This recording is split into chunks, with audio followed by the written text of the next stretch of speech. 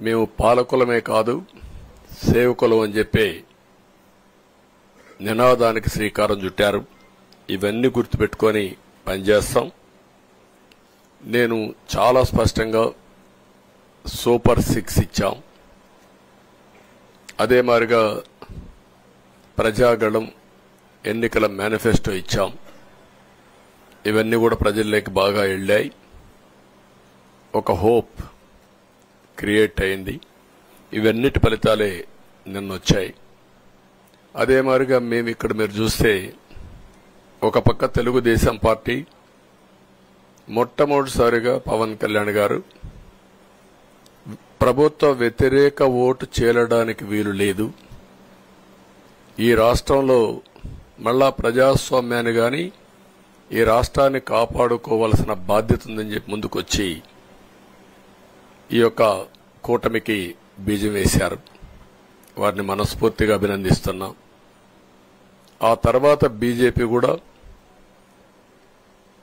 ఈ కూటమిలో భాగస్వాములై ముగ్గురం కూడా మీరు ఒక్కసారి ఆలోచిస్తే ఒకరు ఎక్కువ ఒకరు తక్కువ కాకుండా ముగ్గురం కలిసి పనిచేశాం. బేషిజాలు ఎక్కడా లేకుండా మేము ఏదైతే చెప్పామో ప్రజలు గెలవాలి, రాష్ట్రం నిలబడాలి, దీనికోసం పై స్థాయి నుంచి ఢిల్లీ నుంచి వచ్చినటువంటి బీజేపీ నాయకులు గాని ప్రధానమంత్రి అమిత్ షా గారు గాని ఇక్కడుండే పవన్ కళ్యాణ్ గాని తెలుగుదేశం పార్టీ కేంద్ర నాయకత్వం నుంచి కింది వరకు అందరం కూడా ఒక ట్రూ స్పిరిట్ తో పనిచేశాం. 175 అసెంబ్లీలు 25 అసెంబ్లీలు అన్ని పార్టీలకు సంబంధించిన సీట్లుగా ఎన్డీఏలో భాగస్వాములుగా ఒక బాధ్యతతో ముందుకు పోయాం. అందుకే ఈ అనూహ్యమైనటువంటి విజయాన్ని సాధించగలిగాం. ఇక్కడి నుంచి బాధ్యత ఉంటుంది. ఆ బాధ్యతని ఏ విధంగా చేయాలనో అవన్నిటి కూడా ప్రణాళికలు తయారు చేసుకుంటాం. అంటే ఈ 5 సంవత్సరాలు జరిగిన విధ్వంసం మీరు ఒకసారి చూసిన తర్వాత ఇది ఒక 30 సంవత్సరాలకు ఎంత డ్యామేజ్ చేయాలనో అంత డ్యామేజ్ జరిగింది. వ్యవస్థలు విధ్వంసమయ్యాయి. మొత్తం ఎకానమీ కుప్పగూలిపోయింది. అప్పులైతే ఎంత చేశారో ఇంకా లోతు పోతే తప్ప మనకు తెలియదు. ఎక్కడెక్కడ చేశారో ఏమేం చేశారో తెలియదు.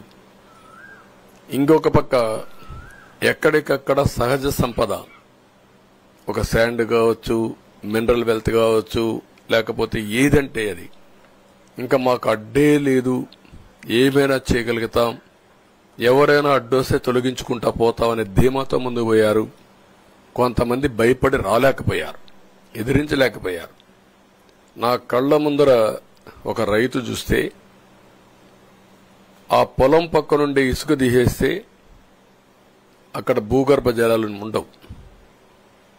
వ్యవసాయానికి నీళ్లు కూడా కొరత వస్తుంది. పక్క నుండే పొలాల్లో కూడా నీళ్లు ఉండవు. కానీ మాట్లాడే సాహసం చేయలేకపోయాడు. ఆయన కళ్ల ముందర ఆయన పొలంలో మట్టి తీసుకుపోతా ఉంటే ఎదిరించలేని నిస్సహాయ స్థితికి వచ్చాడు. మా వాళ్లు పోతే హౌస్ అరెస్టులు చేశారు. ఇవన్నీ చెప్పుకుంటూ పోతే ఒకటి కాదు, చాలా జరిగాయి. అవన్నీ కూడా ఏ విధంగా చేయాలనో చేస్తున్నాయి. మళ్లీ వ్యవస్థలన్నీ కూడా పునరుద్ధరించాల్సిన బాధ్యత ఉంది. అదే మరిగా మాకు ఒక 4-5 రోజులు ఇవన్నీ చూసిన తర్వాత డెప్త్కి పోయిన తర్వాత మీరు పేపర్లో రాసినట్టు గాని మేము మాట్లాడినట్టు గాని ఒక లెవెల్లో ఆగిపోయినాయని నా ఉద్దేశం. ఎందుకంటే నేను రాజకీయాలు 40 ఏళ్లు చూశాను. ప్రభుత్వాలను మేము అధికారం ఉన్నప్పుడు చూశాను, బాగు చేసి మళ్ళా అపోజిషన్కి వస్తానే వీళ్ళు నాశనం చేస్తే మళ్లీ నేను అధికారంలోకి వస్తానే దాన్ని బాగు చేయాలంటే ఎన్ని కష్టాలు ఉన్నాయో నేను చూశాను.